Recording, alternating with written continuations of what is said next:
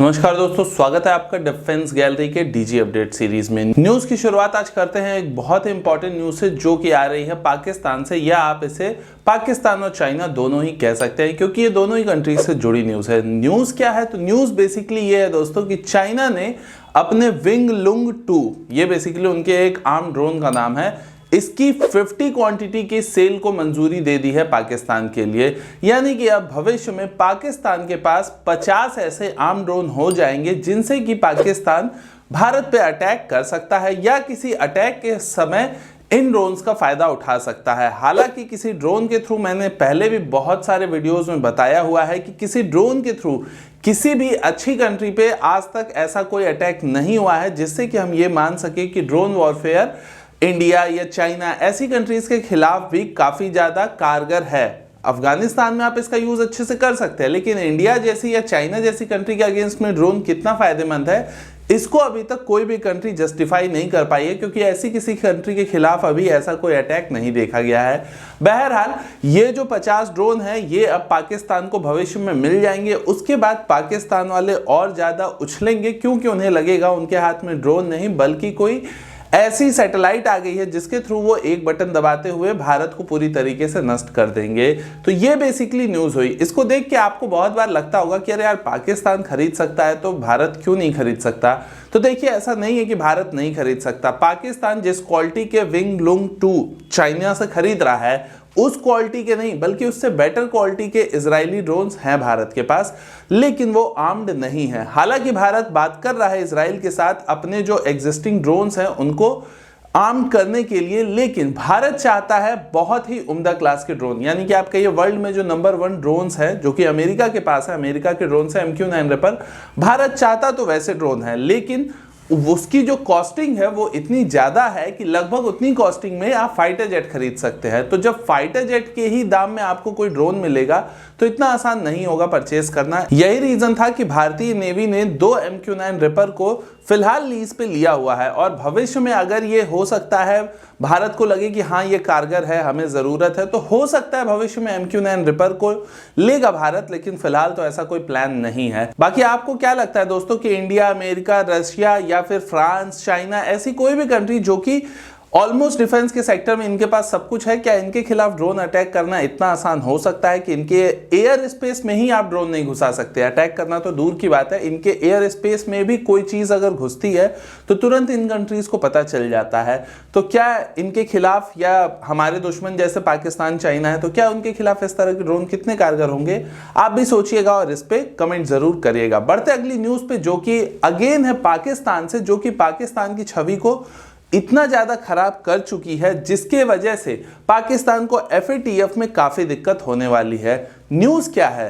तो न्यूज ये है दोस्तों कि तालिबान का आप नाम जानते हैं। अफगानिस्तान में तालिबान एक आतंकी संगठन की तरह जाना जाता है और ये जग जाहिर सच्चाई है कि पाकिस्तान तालिबान को सपोर्ट करता है। लेकिन यहाँ पे पाकिस्तान के एक कमांडर, या फिर आप कहिए कि तालिबान में इनकी बहुत धाक है, ये कमांडर रैंक है इनका, जिसका नाम है मुल्ला बरदार। ये मुल्ला बरदार ने पिछले कुछ दिनों में कुछ वीडियोस जारी किए हैं और उस वीडियो में इस तालिबानी आतंकी का कहना है कि पाकिस्तान में जितने भी तालिबान की लीडरशिप है वो सब पाकिस्तान में बेस्ड है। तो इस वजह से तालिबान को खत्म कर पाना इतना आसान नहीं है।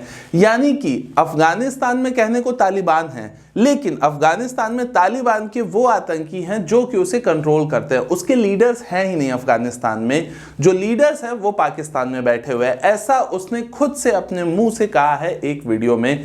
तो अब आप समझ सकते हैं कि जब कोई खुद से कबूल कर रहा है, उसने वीडियो में और भी कई चीजें दिखाई हैं, बहुत सारे आतंकी कैंप्स भी दिखाए गए हैं, उसमें आतंकवादी दिखाए गए हैं, वो सब पाकिस्तान में दिखाई दे रहे हैं। और उसके बाद भी पाकिस्तान में आपको जान के आश्चर्य होगा कि वहां पे भी एंटी टेररिस्ट एक्टिविटीज होती हैं। मतलब पाकिस्तान सरकार कराती है ऐसी चीजें जिसमें कि वो ये दिखाती है कि वो आतंक के खिलाफ लड़ रही है। तो ये काफी मजाक की बात है, लेकिन ये जो मुल्ला जी का बयान आया है इसकी वजह से पाकिस्तान को बहुत दिक्कत होने वाली है भविष्य में। FATF में भारत इस बयान को काफी अच्छे से संभाल के रखने वाला है। अगली न्यूज हमारी डिफेंस नहीं बल्कि इकोनॉमी से जुड़ी हुई है। इकोनॉमी से जुड़ी इंपॉर्टेंट न्यूज यहाँ पे ये है दोस्तों कि आने वाले 2030 में, मतलब नॉट श्योर लेकिन रिसर्च और डेटा के अकॉर्डिंग आने वाले 2030 में वो सारी चीजें हो जाएंगी इकोनॉमी से रिलेटेड जो कि 2035 में एक्सपेक्टेड थी। फॉर एग्जांपल चाइना दुनिया की सबसे बड़ी इकोनॉमी बन जाएगा और यूएस को पीछे छोड़ देगा। वहीं पे सेम विथ भारत ऑल्सो, यानी कि भारत के लिए भी जो प्रेडिक्शन 2035 में किया गया था वैसा प्रेडिक्शन अब 2030 में हो चुका है। अभी भारत की जो अर्थव्यवस्था है ये दुनिया में 6th रैंक पे है। अगर आपको सामने ये चार्ट दिखाई दे रहा है तो आप ये चार्ट देख के समझिए कि करंट में जो इकोनॉमी की रैंकिंग है उसमें भारत 6th रैंक पे है और भारत से ऊपर यूके, जर्मनी, जापान, चाइना और यूएस हैं। लेकिन 2030 में ये रैंकिंग ऐसी नहीं होगी। 2030 में चाइना नंबर 1 पे चला जाएगा, अमेरिका नंबर 2 पे चला जाएगा, जापान, जर्मनी, यूके, इन तीनों ही देशों को भारत पीछे कर देगा और भारत 3rd रैंक पे चला जाएगा। यानी कि अगर आप 2030 का जब इकोनॉमी देखेंगे, उस समय इकोनॉमिक वैल्यू देखेंगे देशों की, तो उसमें आप देखेंगे कि भारत दुनिया की तीसरी सबसे बड़ी अर्थव्यवस्था होगी।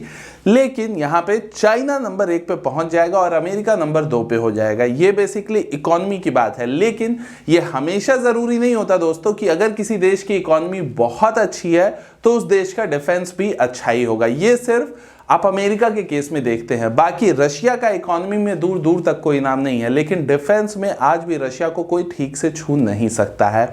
तो ये जरूरी तो नहीं है, लेकिन ऑब्वियस है कि कोई देश अगर बड़ी इकोनॉमी बनता है तो उस देश का सिर्फ उसी के बल पे बहुत ज्यादा नाम रहता है। और बड़ी इकोनॉमी जो भी होती है वो डिफेंस के फील्ड में भी एक अच्छा नाम रखती हैं अपने पैसे के वजूद की वजह से। अब वो चाहे आप खरीद के डिफेंस की चीजों को आप अपनी जरूरत पूरी कर लो या फिर आप खुद से बना के कर लो। वैसे जनरली जिन देश की इकोनॉमी अच्छी होती है उन देशों के पास खुद का भी अपना डेवलपमेंट अच्छा होता है, उनके यहाँ साइंस और बाकी चीजों में इन्वेस्टमेंट अच्छा होता है, इसलिए उस देश का डिफेंस सेक्टर भी ऑटोमेटिकली अच्छा होता है।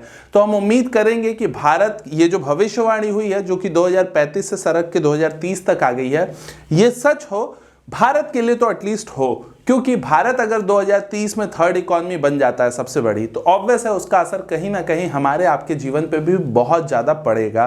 तो हम उम्मीद करते हैं इससे भारत के डिफेंस को भी काफ़ी बूस्ट मिलेगा।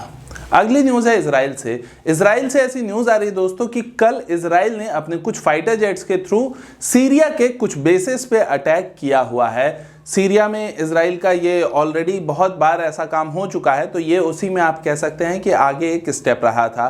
तो ये जो अटैक हुआ है इसे बेसिकली इजराइल ने तो एक्सेप्ट नहीं किया है, लेकिन जो सीरियन गवर्नमेंट है उसका क्लेम यही है कि ये अटैक इजराइल ने किया है और इजराइल ने ना ही एक्सेप्ट किया है ना ही मना किया है। लेकिन जैसे ही ये न्यूज़ आई है, हालांकि इस न्यूज़ की कुछ फोटोज़ भी आई हैं मेरे पास जो आप देख सकते हैं कि इन फोटोज़ में ऐसे कुछ स्ट्रक्चर्स दिखाई दे रहे हैं जहां पे इजराइल ने अटैक किया है। यहाँ पे बिफोर और आफ्टर के पिक्चर्स आप क्लियरली देख सकते हैं, जिसमें ये क्लियरली दिख रहा है कि इजराइल ने लगभग 4 बिल्डिंग्स को सीरिया में तबाह किया है।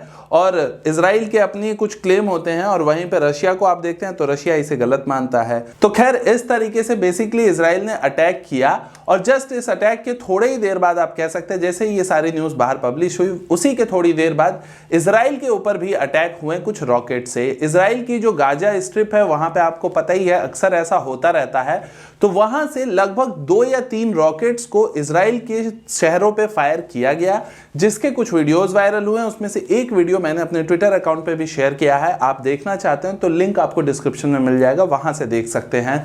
लेकिन वो जो रॉकेट्स इजराइल की ओर भेजे गए तो इजराइल में ऐसा सिस्टम बंधा हुआ है, इतनी अच्छी तरीके से उन्होंने खुद को प्रोटेक्ट किया हुआ है कि जो रॉकेट्स इजराइल की ओर फायर किए गए वो हिट कहीं नहीं होते, बल्कि उन्हें आसमान में ही इजराइल अपने आयरन डोम सिस्टम के माध्यम से नष्ट कर देता है। तो ये बेसिकली इजराइल में इसीलिए थोड़ा सा डिफेंस के मामले में इजराइल आगे भी इसीलिए क्योंकि उनको ज़रूरत भी बहुत है और वहाँ पे आए दिन का ये होता रहता है। तो बेसिकली इस सब के थ्रू इजराइल अभी गुजर रहा है। 2 साल में अब चौथी बार इजराइल में चुनाव भी होने वाले हैं। उसके बाद देखते हैं कि क्या वहाँ के प्रधानमंत्री बदलते हैं या नहीं बदलते हैं, लेकिन ये भी होने वाला है। इजराइल में हो बहुत कुछ रहा है और प्रेसिडेंट डोनाल्ड ट्रंप के बदलने के बाद देखते हैं आगे और क्या क्या होता है। तो बस अभी के अपडेट के लिए इतना ही दोस्तों। मैं मनीष मिलता हूँ आपसे अगले वीडियो में, तब तक के लिए आप मुस्कुराते रहिए। नमस्कार, जय हिंद।